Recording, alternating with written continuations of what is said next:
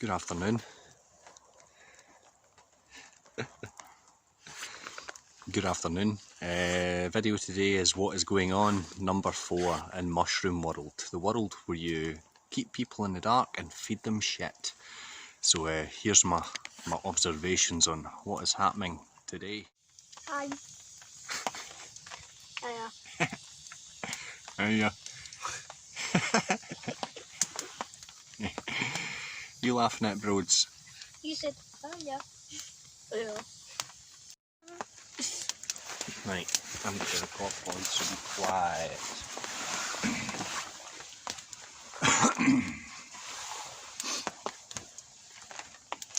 You listening, Broads? Yeah. How you make a video? Do you like to plug your channel? What? Do you like to plug your channel? So, see my things. Come, Yeah. come here.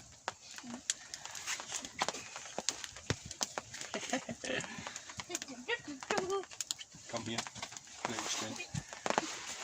What's your channel called? I'm Boy Carol. Buy my merch and peace out. That's Brody Carroll. Buy his merch, apparently.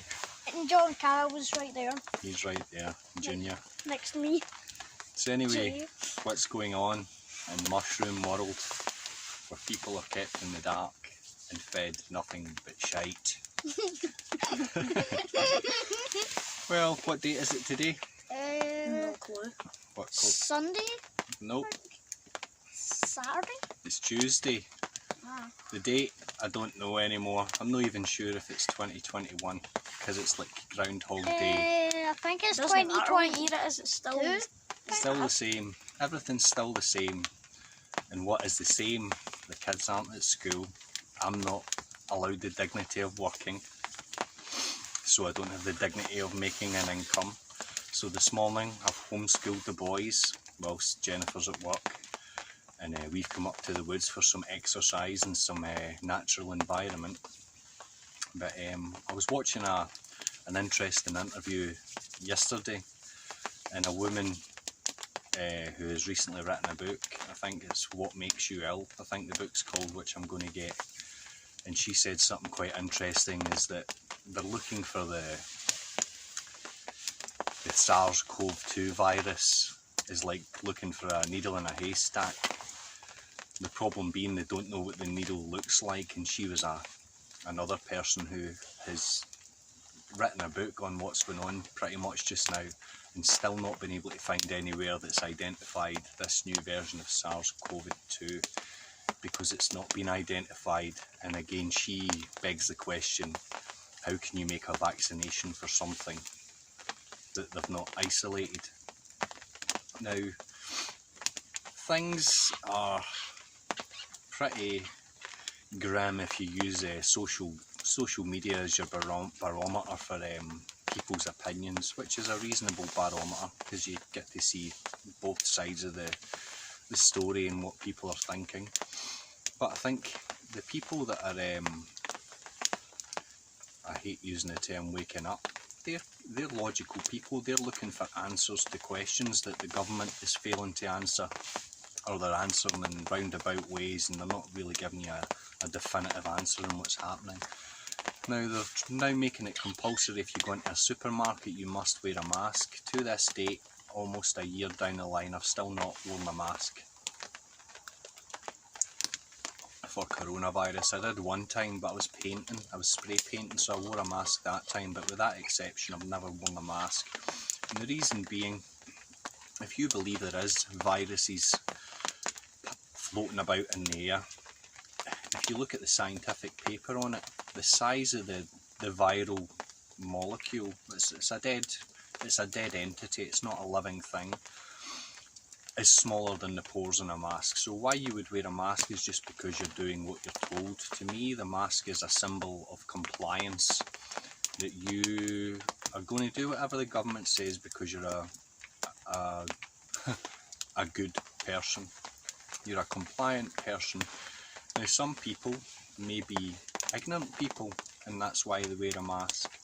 Some people may be genuinely scared, which comes through ignorance of the truth. They don't know the truth. So they wear this mask in the hope that it's going to save their life. But I'm a believer in the fact that all disease, with no exception, comes from within. Your body produces disease, and it all comes from a deficiency in something.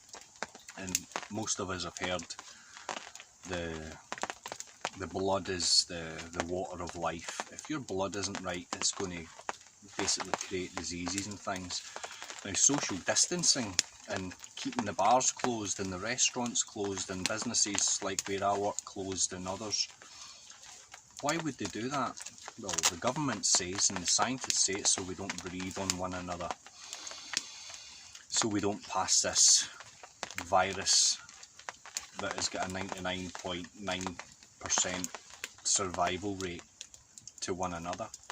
But I would say it's actually more sinister than that, it's more psychological than that. I would say they don't want us getting together, because if we could socialise and we could go to the pubs and the restaurants and the clubs and the barber shops and the hair salons and the nail bars, people may talk and they may influence one another, and they may have that person who's believing the governmental line believing something quite different and seeing the government for what they actually are. Now, bear in mind, it wasn't too long ago that the collective governments told us that a certain country in the world, in fact a couple of countries in the world, one being Iraq, the other being Syria, were using chemical weapons, and they had weapons of mass destruction capabilities, both of which were proven to be lies. This same government is telling you that there's a virus, a mutating virus, it's a hazard to your life. And what I think the agenda here is, or what it's becoming apparent to be, is they want to close down businesses. They want only certain people making money, especially if you're an investor in a pharmaceutical company. You might keep some money, but they want the rest of us dependent on the government. So when they say jump, we say how high, because if we don't ask how high, then they stop that governmental income coming. Then you really could have a problem in feeding your family and whatnot. You've got to look at the big picture, and this isn't just looking at what's going on today. You've got to look back through history and time. Look what the Germans told their people to get them to convince them to do unspeakable things to their fellow man. It's propaganda, but it's came about so quickly. Although we're almost a year into this crap, it's came about so quickly because most people don't want to educate themselves or learn things for themselves. They want to Google things, they want to pull out a phone, they want to be educated by Facebook posts, Instagram posts, TikTok and all this crap, rather than go read about stuff and understand things for yourself. An example of this, I've said to people, you should read George Orwell's 1984. That gives you a good guideline on what's happening just now, and you can almost feel them saying to themselves that, read a book? I'm not reading a book. These people are the problem. These people that don't want to look into anything, they're intellectually lazy people, and they hope something, Google or their phone, or someone, a politician, a Nicola Sturgeon or a Boris Johnson's going to save them. No one's coming to save you, and if you don't educate yourselves and those around you and keep your kids sane and your kids entertained and don't let them become demoralised, then it's only going to get worse. But yeah, Mushroom World is pretty much the same. Be careful, buddy. Mushroom World is pretty much the same.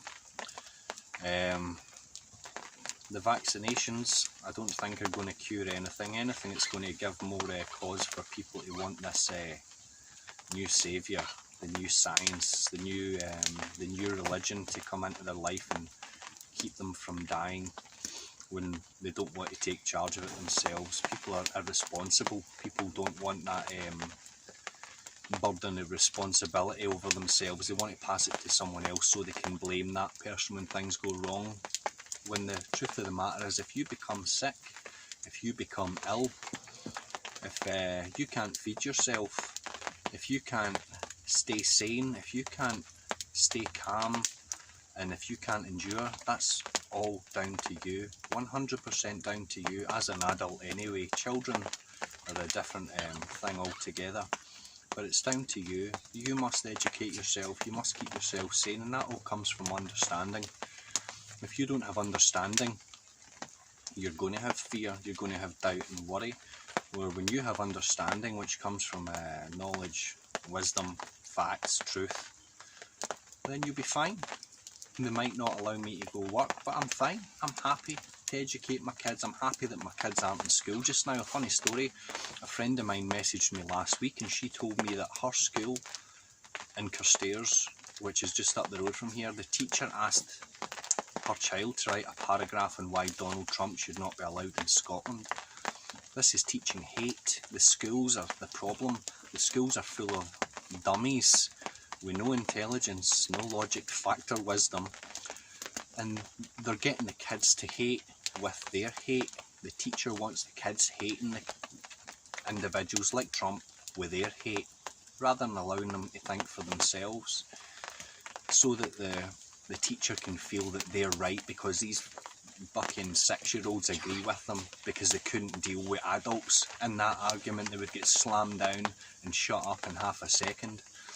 But that's the kind of thing the schools are teaching, so I'm quite glad that the kids aren't in school and they can spend more time learning more practical things and being in the real world and not having their minds poisoned with anger and fear and envy and hate. Cowardice. Yeah, they teach the kids to be afraid and that masks work and get vaccinations and you can be whatever you want to be, snowflake. Use this opportunity to spend time with your kids and sharpen yourself up. And although I can make videos and get my thoughts coming out, it's not the same as when I'm speaking one-on-one with guys or in a group of guys. It's just not the same, but this is better than nothing. And like I say, the reason why they don't want us getting together is because we may all start singing from the same hymn sheet rather than to see a confusion and uncertainty that the government wants us in, and they want us in that place to be our saviour. So anyway, that's my thoughts on that. I'm going to chill out a wee while longer with the boys and get home and do the usual homey things. Homies. But thanks for your attention. I hope you're all doing well. None of this be safe shit. Be healthy. That's the infallible way not to become sick. Be healthy. Eat well, exercise, think well, educate yourself, and find peace and quiet for time. But thanks for watching. God bless. Bye bye. And you go to Granny's. Because COVID zombies. And what are the COVID zombies like? I'm COVID and we are not the COVID zombies. And what do the COVID zombies do? They say COVID.